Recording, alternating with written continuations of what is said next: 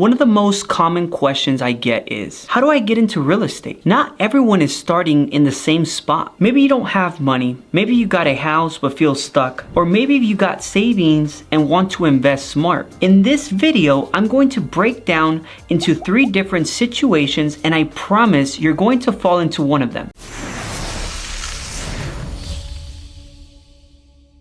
But before we dive into those scenarios, let's cover something important first. There's a few ways to buy a property, and which one you choose depends on your situation. Option 1, traditional, on the market purchase. You'll work with a real estate agent. You'll buy a home listed on the MLS like Zillow or Redfin. These homes are often move-in ready, but also the most expensive.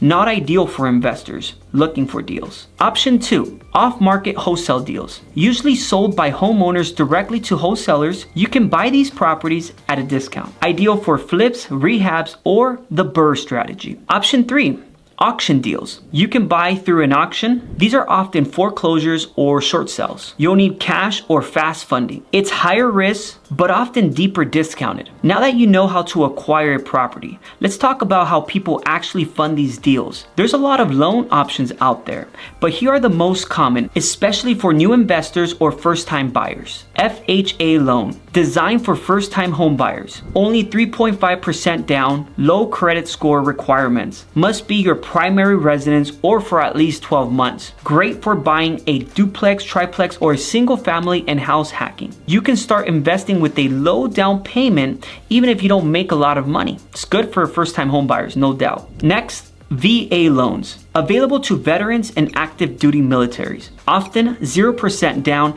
and no mortgage insurance. Best loans on the market if you qualify. It lets you own the property with no money down. Here's the most common one for investors.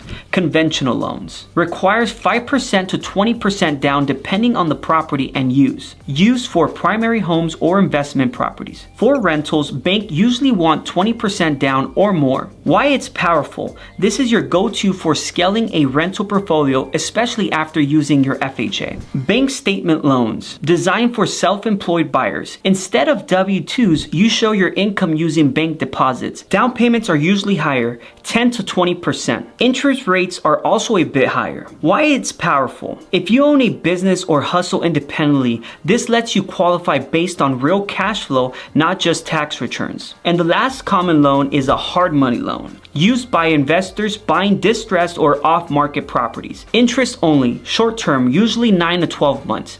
Down payment is often 20 to 30%. Why it's powerful? If you're doing a flip BRRRR, this gives you fast access to money to close deals that traditional lenders would reject. And lastly, a cash purchase. You bring 100% of the money up front, no loans, no appraisals, no financing deals. This is how you win at auctions or with highly competitive deals. Why it's powerful?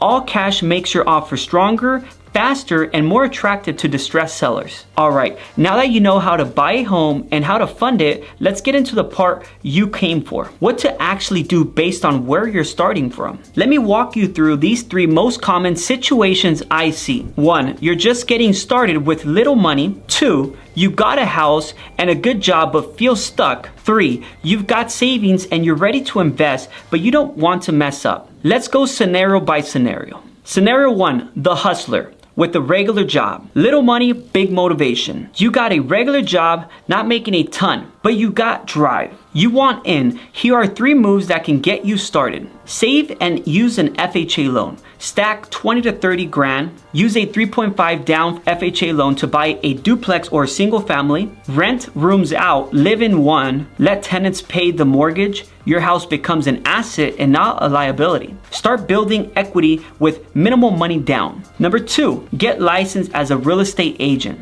Join a brokerage, do a few deals a year, get 10 to 20K per transaction.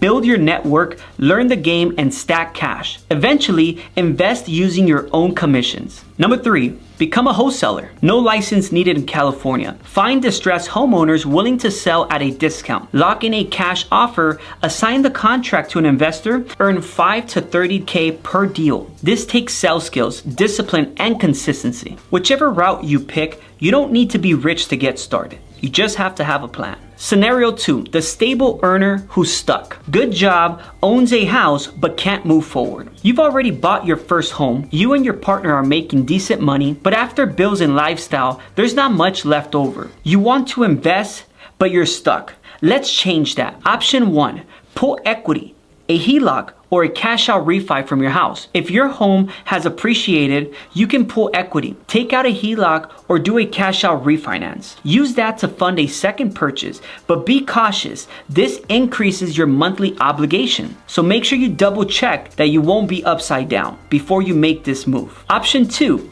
convert your current property. Rent out rooms, convert your garage, live smaller to free up cash and build capital. Not glamorous, but it works. I lived in my father-in-law's garage with my wife and newborn. That sacrifice is what got me to the next level. Option 3, save for 20% down on a conventional loan. Your second property will likely require 20% down. Save and hold the first property as a rental. Over time, each property can start paying your next investment. Do not sell in California. Houses appreciate so much, and if you can hold them, they become a phenomenal asset for you. Unless you're a flipper. If your job is to flip and keep moving, then that's your strategy. This phase takes patience and strategy, but even owning 2 to 3 properties can change your financial future forever. Scenario 3, the cash heavy. First time investor, money in the bank, but afraid to make a bad move. You got savings, maybe 100K plus, sitting in your account. You and your spouse want to invest, but you don't know where to begin. And one wrong move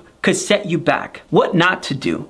Do not buy anything on the market. Anything on Zillow or the MLS are all retail priced. By the time it's listed, the deal is gone. You're competing with agent, flippers, and full-time investors. Option 1, work with a wholesaler. They bring off-market deals. Properties are discounted but usually need work. Use hard money loans to fund the deal. And once you find a deal, you can do the BRRRR strategy, like my other videos. You buy, you rehab, you refinance, you rent, and you repeat. Option 2, buy at an auction. Use sites like auction.com, bid on foreclosures or short sales. Process is simple, but risk is higher. I've done it. Wired the money, got the title, and handed the tenant situation after. High reward if you do it right. You don't need to overthink. You just need to align your capital with the right acquisition method. You've got leverage. Now use it wisely. If you got value from this video, hit like and subscribe. Drop a comment, which of the 3 scenarios are you in? If you want me to break down the BRRRR strategy, auction process, or wholesaling step by step, let me know. Also, feel free to reach out via email listed below. If you want free advice or if you're looking to buy or sell a home,